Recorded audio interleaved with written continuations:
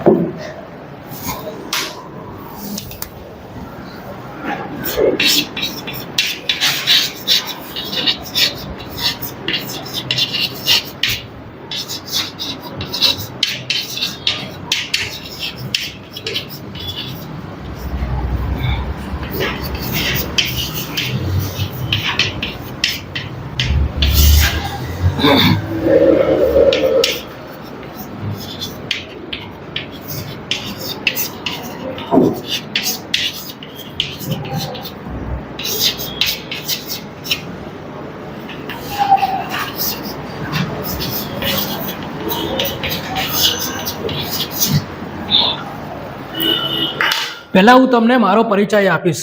મારું નામ સથવારા જયમીન દીપક કુમાર છે.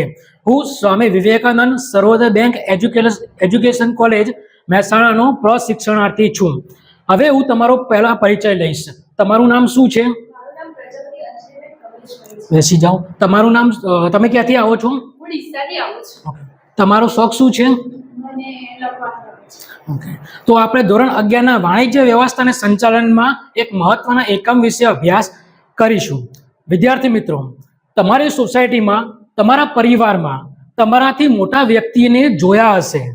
એ કાં તો ધંધો કરતા હશે, વ્યવસાય કરતા હશે, કાં તો એ પોતાનું રોજગાર કમાવા માટે કંઈક કામ કરતા હશે, પરંતુ તેનો હેતુ હોય છે નાણાં કમાવાનો.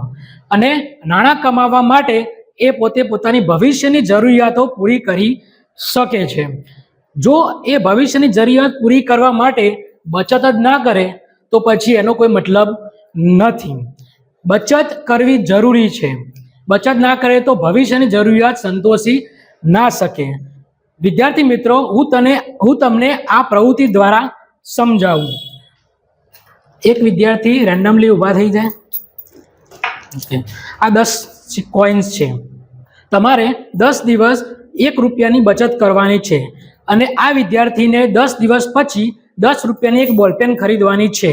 હું સ્ટાર્ટ કહું એટલે તમારે પર ડે 1 રૂપિયાની બચત કરવાની. સ્ટાર્ટ. દિવસ 1, દિવસ 2, દિવસ 3, દિવસ 4, દિવસ 5, દિવસ 6, 7, 8, 9 અને 10. બેસી જાઓ. તો વિદ્યાર્થી મિત્રો, જોઈ શકાય છે કે આ વિદ્યાર્થીએ 10 રૂપિયાની બચત કરી. હવે તે આ 10 રૂપિયાની બચત એ પોતે બોલપેન ખરીદવા માટે કરી શકશે, પરંતુ આ 10 રૂપિયામાં ના તો કોઈ વધારો થયો, ના તો કોઈ ઘટાડો થયો. તો આ બચત ઘરમાં જ રાખવામાં આવે તો એમને ચોરી થવાનો ભય રહે છે, એમને ખોવાઈ જવાનો ભય રહે છે. એના બદલામાં જો એ બચત કંઈક બચત કરવા, જો બીજે મૂકે, પોસ્ટ ઓફિસમાં મૂકે, બેંકમાં મૂકે, શેર માર્કેટમાં રોકાણ કરે તો એમને સારું વળતર પણ મળે છે અને ભવિષ્યના જરૂરિયાતોને પહોંચી વળવા માટે એમને રક્ષણ પણ પૂરું પાડી શકાય છે. તો એ ફક્ત નાણાંની બચત કરવાથી ફાયદો થતો નથી, પરંતુ બચતની સાથે સાથે કંઈક જગ્યાએ મૂકે તો એને સારું વળતર પ્રાપ્ત થાય અને પોતાની ભવિષ્યની સારી જરૂરિયાતો સંતોષી શકે.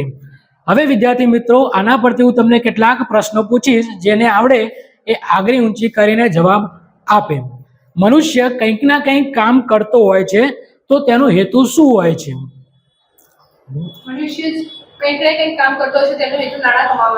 સરસ. ભવિષ્યની જરૂરિયાતો સંતોષવા માટે માણસે શું કરવું જોઈએ? ખૂબ જ સરસ. આ બચત જો ઘરમાં જ રાખી મૂકવામાં આવે તો તેને શેનો ભય રહે છે?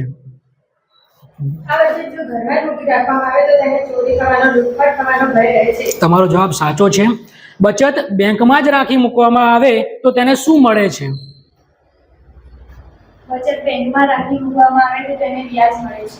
ઓકે, તો વ્યક્તિ પોતાની બચત શેર માર્કેટમાં રોકે, સોનામાં રાખી મૂકે તો તેને શું કર્યું કહેવાય? વ્યક્તિ પોતાની બચત શેર માર્કેટમાં રોકે, સોનામાં રોકે તો તેને રોકાણ કર્યું કહેવાય. ખૂબ જ સાચો જવાબ છે તમારો. તો વિદ્યાર્થી મિત્રો, આજે આપણે રોકાણ વિશે અભ્યાસ કરીશું.